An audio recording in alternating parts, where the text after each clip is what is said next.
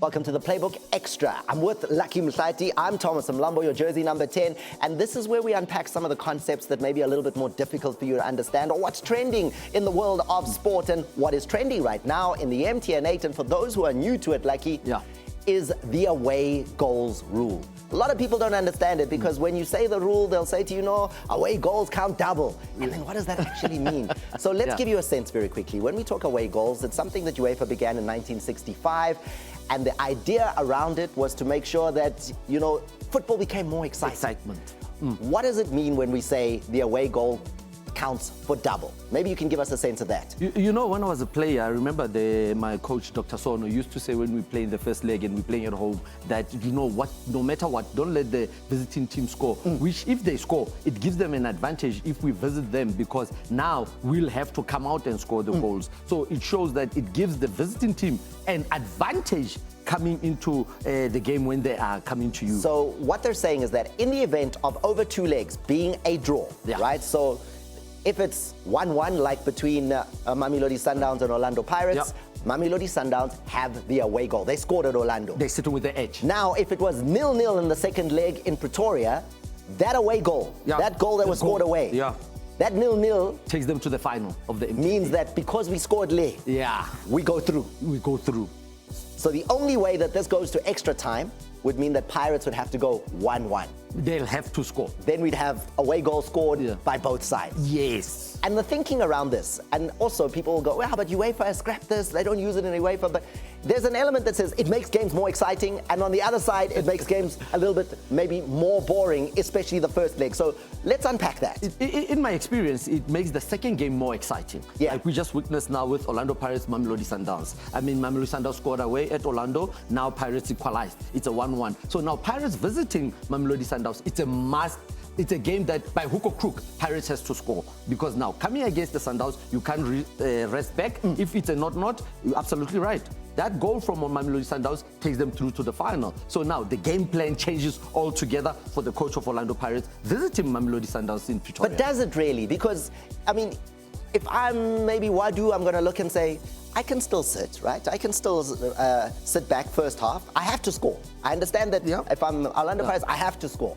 But I can sit first half, absorb, and then second half, mangat, core. But remember, that core, 1-0 now suddenly advantage is now with Pirates because they 1 up and it's 2-1 on aggregate. But remember, in the football, if you sit, now you're welcoming the opponent. You are actually putting yourself under pressure. Instead of what we usually say and we love in football is the best defense is to attack. Force them to stay there and you might get that one sneaky goal. Now in 2021, UEFA said, okay, we're getting rid of the away goals rule because a lot of the things that used to be factors, the mentality like we've just been talking about, but the other factors that in Europe, you know, when you had to travel, it's not far anymore. It's never more than 2 hours. The facilities, the grounds are all the same. There's no team that says, hey, Team Nandi, it's difficult. So, you know, some of the advantages you used to maybe get as being the home side aren't necessarily the case. And they then looked and said, what we're seeing is that the home sides in the first legs, they don't play.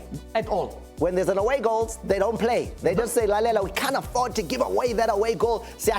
Remember, and then we'll play in the second one. Remember when I started, I said that my former coach, Dr. Sono, he told us when we play the first leg, close them. Even the lineup, you would see the formations, it will be like a 5-4-1. You know, we're just closing shop because now we know that when we go away, we'll change it to a 4-4-2. See scrap South Africa.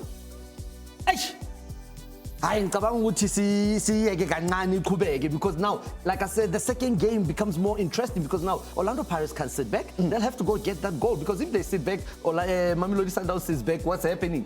Mamelodi Sundowns advantage. And you can't have the situation now where it's 1-1 and then the second leg you go, okay, no, both teams say, let's just sit back and play for a 0-0 draw. You can't do that. And remember, that's what the away goals rule means. Yes. There has to be a football match. There has to be. Have to play. And that's the interesting thing about it. Also, don't forget the 12th player, which is the fans. If you sit back, finally! So now you have to start opening up. But that's the advantage of the away goal rule. We like it. I think with this conversation with Lucky. We support that we're going to continue it, especially because there's only one competition in South Africa that still has it, and that's the MTN8. CAF also uses the away goals rule, but that makes sense. I mean, it's so far to travel around Africa, and the pitches are all different, and without away goals. No, we need it. That's the away goals rule for you. This has been the Playbook Extra. That's Lucky Mhlathe. I'm your jersey number 10, and hopefully you understand what away goals mean and will enjoy the action over the weekend a little bit more. Super Sport, bet your chance to win. I sound again.